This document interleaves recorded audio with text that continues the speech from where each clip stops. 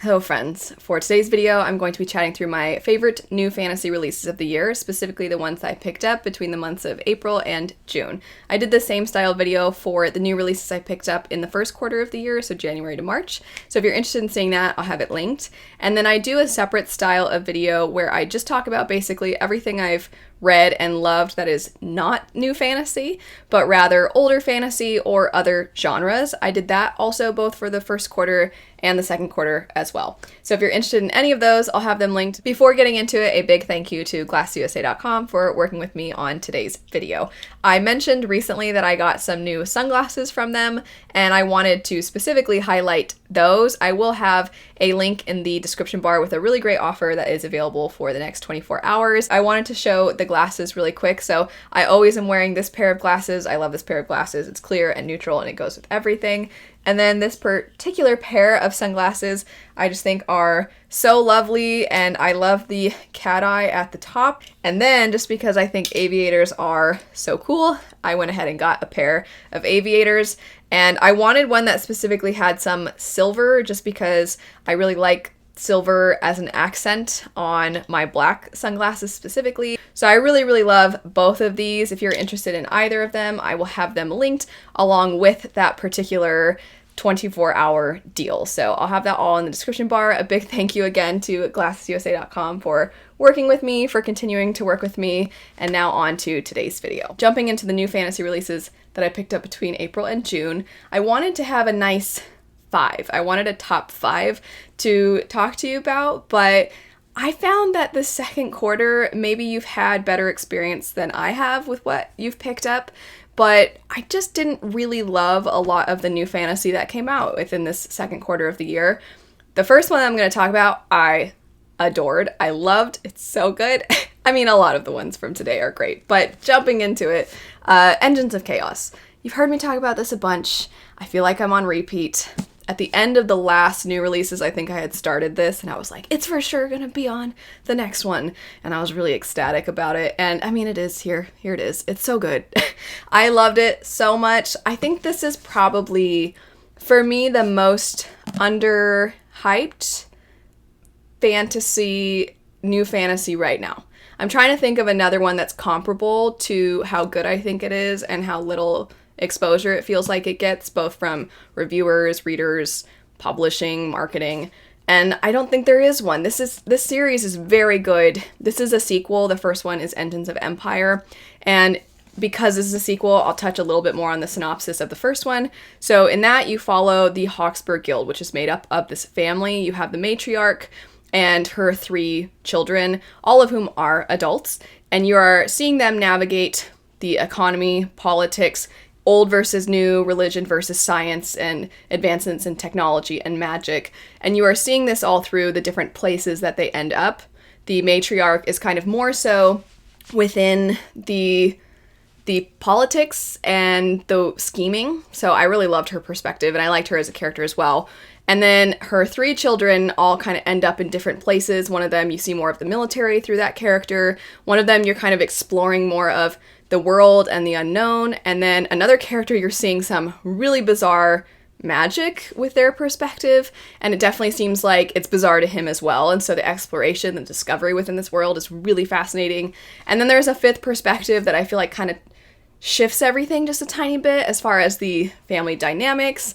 And then you start to kind of wonder, okay, so now that I have this information, how do I feel about supposedly things that happened in the past? And also now I'm wondering if this person's going to go for this person because they have this wrong information. And it's just so fun to try to piece everything together and make predictions and not know what the heck is going on. I feel like that last statement I just made is very true of this second book, but in the best of ways, because the characters are all really, I wouldn't say they're my favorite characters, but they're really great characters to follow. They're all a little flawed, they're all sometimes frustrating, but you kind of find yourself rooting for them. The world is quite bleak and a little bit brutal, but there's really awesome moments to kind of balance everything out.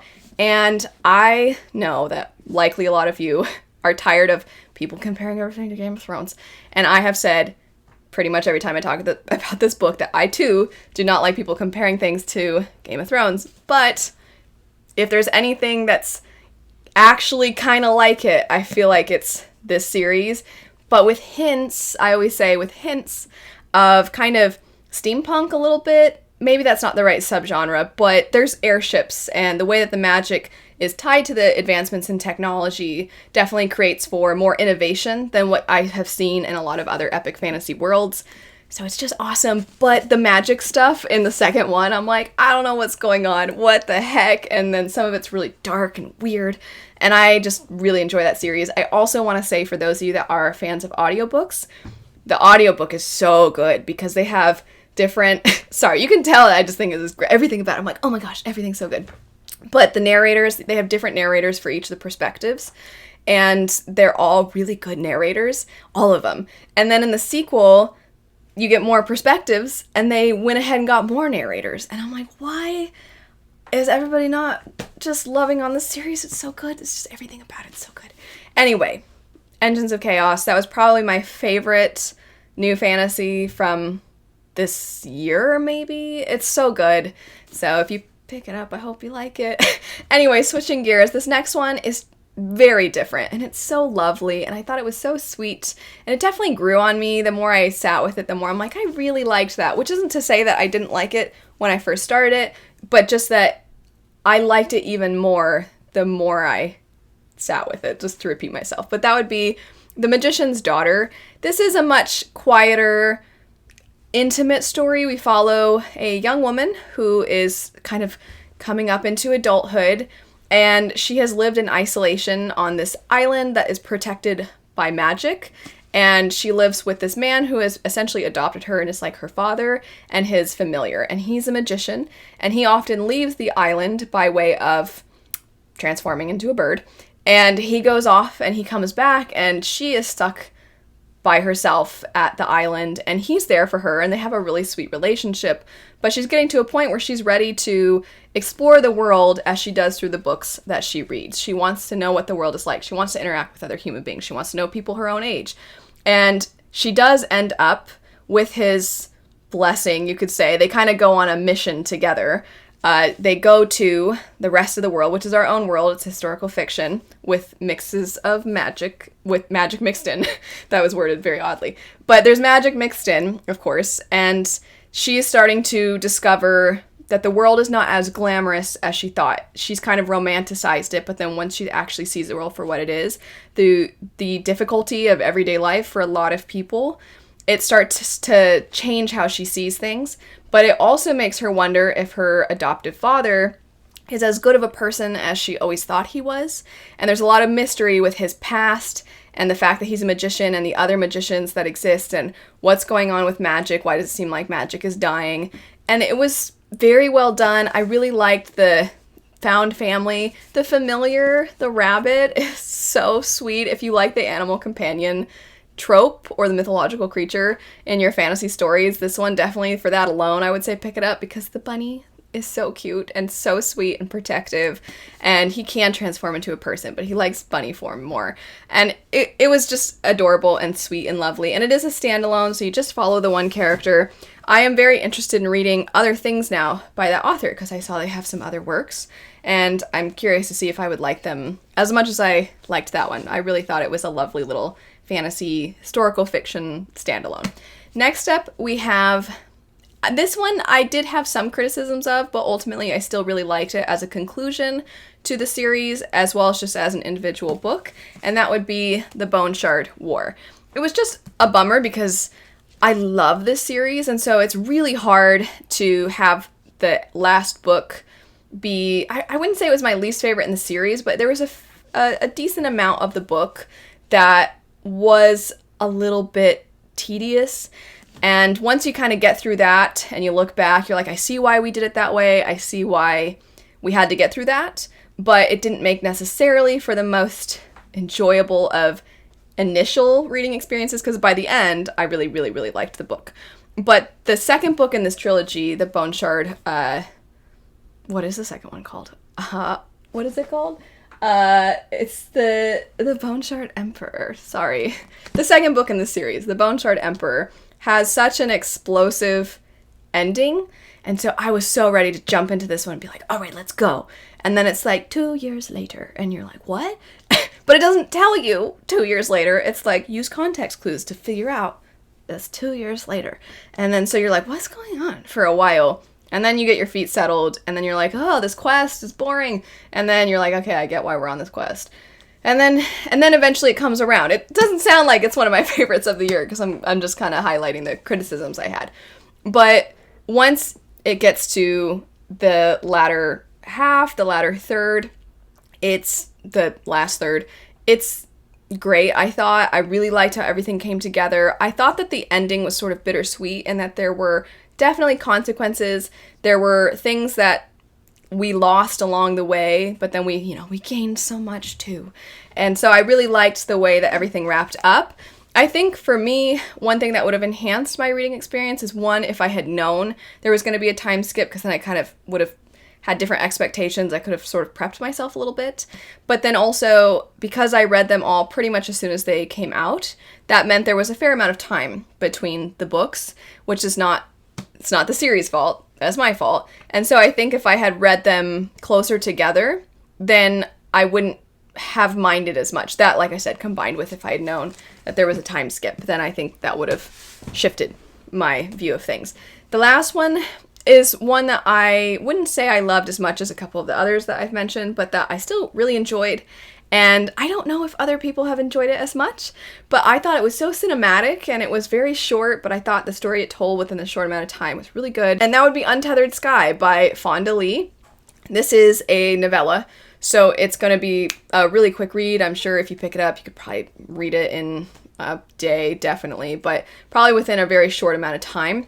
And you follow this young woman from the time that she is a child, and in their world, these manticores can come through and kill villagers and harm human beings.